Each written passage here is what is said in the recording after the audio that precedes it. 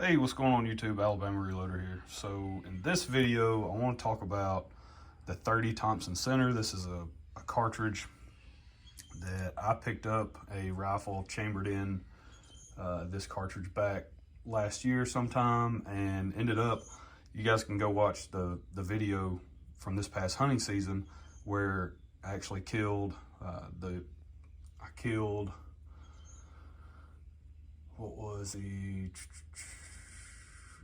killed the 9-point, so the biggest buck I've ever killed. I killed it with the 30 Thompson Center, and I was actually shooting this guy. This is the McGuire Ballistics 168 grain copper rose hollow point projectile. So I did several videos on these guys as well, but the reason I want to circle back to 30 TC, it's kind of sat in the closet for a little while since hunting season, and I wanted to focus on testing several other bullets in that cartridge, in that particular rifle. It is a Thompson Center Icon is the rifle. And it's just a really sweet setup, really nice package overall. I've got the Leupold VX Freedom, I think it's the 3-9 by 50 with the fire dot. I've got that mounted on there. Really just overall great package. And I want to test quite a bit more 30 cal bullets in that setup. But one of the issues, so when you get into reloading, right, if you go over and watch Ultimate Reloader's latest video, one of the latest videos that he just put out talking about can you save money when you reload or getting into reloading, that's a question. A lot of people ask me that question as well.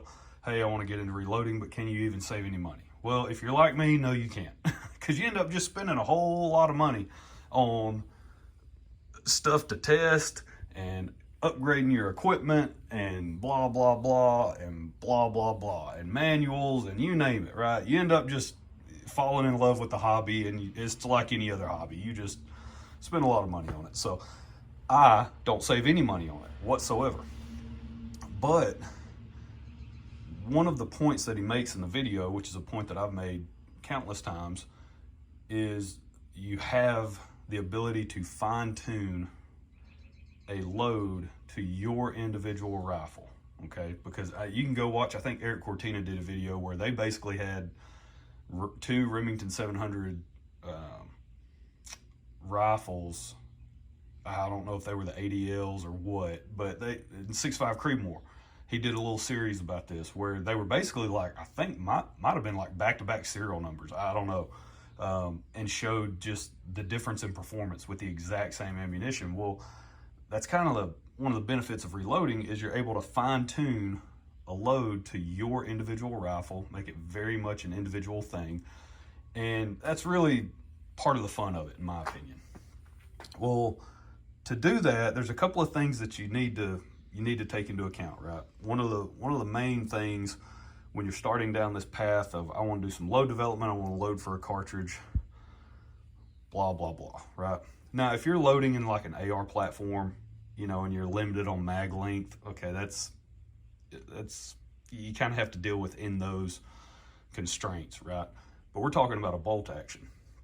And you do have to think about, okay, well, what, you know, the magazine that I have, what does it afford me in terms of overall length? Well, this one happens to be 2.840, okay? That is as long as you can load one. That's basically from back to front, right? That's the measurement from wall to wall, which you're not gonna load ammo that long. So realistically, probably back off maybe 15, 20 thou, just to give you a little bit of room there for the ammo to feed and function properly in the mag, whatever, right? You can call it 2.8, 2.82, I don't care. Well, when you go to the Hornady manual, let's see, I've got the 9th, 10th, and 11th edition over here on the shelf. Let's get to a clean spot on the bench.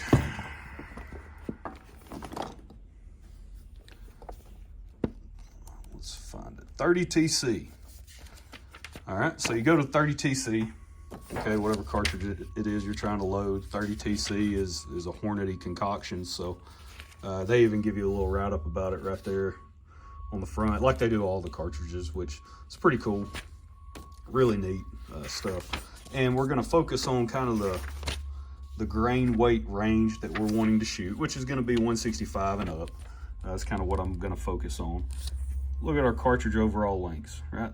2.645, 2.645. That was the standard SAMI overall length for this cartridge, 2.645. Well, I just told you that our magazine is almost 200 thousandths longer, wall to wall, of course, 2.840. So you're thinking, okay, well, the manual says 2.645, and my magazine can accommodate much longer loads. I would like to load some of this ammo longer and maybe play around with seating depth and see if I can fine tune the load that way and get it to shoot better, because that's one of the levers that we have as reloaders to pull to try to improve performance, is adjusting your seating depth, right? Fine tuning your load based off that. Well, when you start to go down that path of, okay, I want to extend my overall length, I want to go beyond what the manual says, I want to kind of start to dabble a little bit outside the realm of the manual and the SAMI specification, well, that's where you kind of need to have some things. Let's see if I got them sitting around here. Yeah, got the cup full of them. These guys, okay, I know some people like to hate on Hornady modified cartridges. That's fine, hate on them all day, but they basically get the job done for 99% of reloaders out there. Just your average run-of-the-mill guy like myself, this will get you where you need to be, okay? So pretty much what it is, you take this thing, it's a modified case Hornady sells, and they also sell the, pretty much it's an aluminum piece that this threads onto, and that's got a little plastic insert, and you set the bullet down in it, whatever cartridge it is, set whatever bullet you're wanting to use down in the case, then you actually insert this into the chamber like a loaded round. Of course, you got to take the bolt out of the gun, and then they have a curved version as well, so you don't necessarily have to take the bolt out, but the straight version you do. Insert this into the rifle and then push that little plastic plunger, push the bullet forward till it engages in the lands. You tighten everything down, you pull this out of the rifle, and then you take a measurement, and that gives you roughly your jam point, right? I'm not saying it's super precise, because it's not, so get over yourself, all you people that like to hate on these things, because they do the job for virtually everyone out there, except for your guys that require utmost precision, which is probably the 1% of reloaders. So that'll get the job done. Well, what do you do when you don't have one of those? Because I can't find one for 30 TC. Now, somebody can, please, by all means, point it out, send me a link or something. But for 30 TC, I have yet to be able to find, which is kind of surprising, because Hornady makes those modified cases, and this is a Hornady cartridge. They partnered with Thompson Center on this thing. It is a Hornady specific cartridge that they developed. I can't find a modified case for it anywhere. So if you have one, or you know of one, or maybe you have one you don't use anymore, you can send it my way. I'd appreciate it. But what I did end up doing instead of that, now if you watch JRB, right, Johnny's Reloading Bench, wealth of reloading knowledge. Sad that he's not going to continue making content anymore. But what he would always do is take a Dremel tool. Oh, looky there. Take a Dremel tool and cut a slit in the neck of his case, okay? This was the method that he preferred. You cut a slit in the neck of your case. That allows you to insert a bullet into the case mouth, but it still gives the mouth of the case enough grip, if you will, enough neck tension to where it'll retain the bullet even after you insert this into the chamber, close the bolt on this, just like you're loading the round, right? You would sit the bullet in long, and you would let the rifling engage and the bullet make contact with the lands, and you would let the bolt actually seat the bullet into the case because of course it's got the pressure from the lands. So that is how he would get his overall length, and he preferred that method over the modified case. So either one, perfectly fine. In my case, I've got exactly 100 pieces of Hornady head stamped 30 TC brass. I do not want to have 99 pieces, so I do not want to cut the mouth of my case. So what did I do? All right, Luckily, I have this thing. This is the L.E. Wilson, what's this thing called? Expanding mandrel. Where's it at? Where's it at? Expanding mandrel sizing die, okay? It's this guy. I have the 30 cal mandrel, the 6.5, and I think maybe a 223. I think I've got three of these mandrels.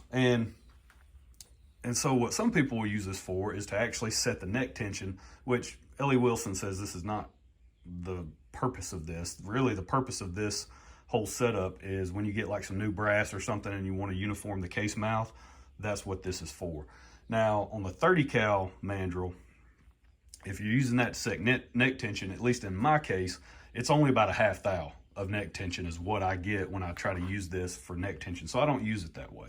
I just simply use it to round out case mouths, you know, either new brass, or if, you know, one fell on the concrete over at the shooting range, just kind of dinged up the case mouth, I'll run it up over the expander before I do anything else, just to kind of, you know, round out that case mouth before I complete my brass prep, before I do the resizing and all that stuff.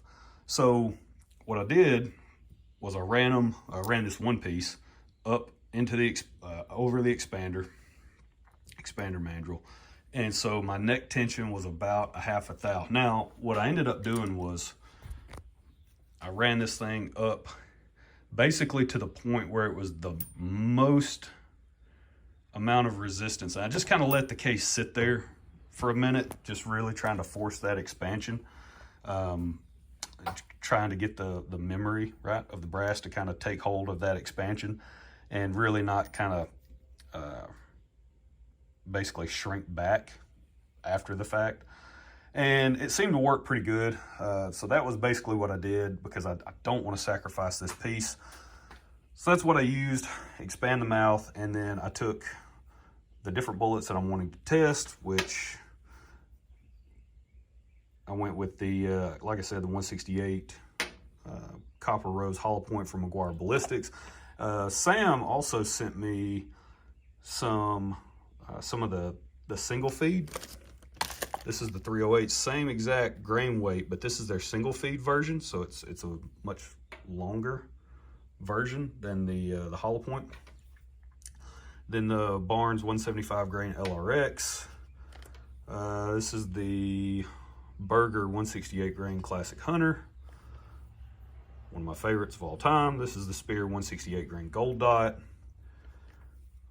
Nosler AccuBond 180, and then a monster, which is probably just insane. This is the 212 ELDX. Now, I don't really know if I'm actually gonna try to push the 212 ELDX. I haven't really decided on whether or not I'm gonna go that heavy. So I basically, you know, took each one of those, put them down in the case mouth, and there was plenty of neck tension.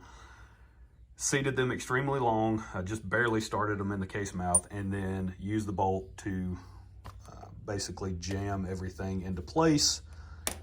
And so remember, 2.645. Check out these numbers. These are the jam points with these various bullets. Look at this. You can see, I mean, even our shortest, which was the Berger 168, and that one, I don't even think that one reached the rifling. That was just where I seated it by hand, so I don't even think we made it to the rifling on that one. And so, but like the Spear, the Gold Dot we did, the McGuire Ballistics we obviously did. On this one, this is the exact same reading. So I tested this before, and this is the exact same reading I got the last time I did this. I just wanted to do a video on it, and I wanted to check other bullets that I've gotten in since I did that. And so that was 2.875. With the single feed, you can look at the difference on the single feed, 3.015, way on out there. 175 LRX, 2.975, the 212, the 180, you can see all those right there. So like the 180, for instance, that's 300 thousandths longer than what our manual calls for, which of course we can't utilize all that because we have our magazine restriction that we need to adhere to. But we could probably load those to maybe 2.825. We're still jumping, you know, 120 thou, but it's a lot better than, you know, because a lot of this stuff, I loaded everything I've tested so far, which is the 178 ELDX, the 165 Core Lock, 165 grain Game King, 168 grain Classic Hunter, the 150 grain SST, and then of course the 168 McGuire Ballistics. I loaded everything to 2.645. So yeah, I want to circle back and do a lot more testing on this cartridge with this new bullet lineup. And I also want to, I'm going to stick with Shooter's World Match Rifle. That's been a powder that I've used so far, and I've gotten really good results in terms of velocity and accuracy out of that powder. But I would also like to test Superformance, because how I got all this brass was I bought 5 boxes of factory ammunition from Duck Creek Sporting Goods. He had some in stock, and so I ended up buying 5 boxes. It was the 165 grain Superformance factory ammo from Hornady, and I saved 5 of them. I shot the rest, saved 5, and pulled those 5, and these were the charge weights. So 46.7 and 46.8 grains. That was the charge weight of the 165. So that's going to give me kind of a rough idea of a starting point. Of course, that all that ammo was loaded to the SAMI spec, the 2.645. So by me loading these bullets longer, we should, to a certain point, reduce our pressures until there is sort of an inflection point where once you load it so long, now you're closer to the rifling, and you're jamming into that rifling, and you can get a little weird about spiking your pressures once you reach a certain point. But you know, loading these longer should drop our pressure a little bit, so we can add a little bit more powder to make up for that. And yeah, we'll just have to see how it works out. So no idea. Not a lot out there about 30TC. This thing was released back, when was this? This was released, does it say? It was early 2000s when this thing was on 30-06. That was early 1900s, 1906. When was this released? I don't think it shows anything about the year, but early 2000s, and it was really, it was designed to deliver in excess of standard 30-06 performance in a cartridge case that's smaller than 308 Winchester. That was the whole point, was to deliver big game hunting capability in a efficient, smaller package. So that's the plan, is to kind of pursue that line of thinking. This is going to be used for hunting, obviously. So yeah, I'm pretty pumped. I mean, check out that bullet lineup. So pretty excited about that, but I just wanted to show you guys. I know it's a long video, all just kind of me talking and somewhat rambling, but for the most part sticking to the point here, just showing you guys kind of an option if you don't have a modified case. You know, if you have an expander mandrel laying around or something, you gotta come up with a way to expand that case mouth to have minimal neck tension, something that will retain the bullet. And then once you seat everything using the bolt and pull it back out, then you can get your measurement and you're good to go. So that's what I did. Those are the measurements I got. Looking forward to testing all these guys again. Not sure about the 212. That seems, that might be a bridge too far. I don't know. We'll see. We'll see how we do going up to the 180. But all right, that's it. That's where we're going to leave it. Don't forget, guys, if you're ever in Huntsville, Alabama, go check out Mr. Big Guns. That is always my #1 recommendation for a place to shop, especially for you local guys, or if you're just passing through. Huntsville is a rapidly growing city here in the state. I believe it's now the largest city in the state, which is crazy, and it's not a big city at all. So it's just, I don't know, blows my mind. I've been here for a long time. It's just crazy to see the growth. But you guys have got to check out Mr. Big Guns. Go see Matt and those guys. Tell them I sent you. Tell them I said, hey, they're great to work with. you know, if they don't have what you need sitting on the shelf right there, trust me, they'll do everything in their power to get it. So that's what's great about them. Love their customer service. All right, that's it, guys. Hope y'all enjoyed it. Y'all follow along for more 30TC stuff.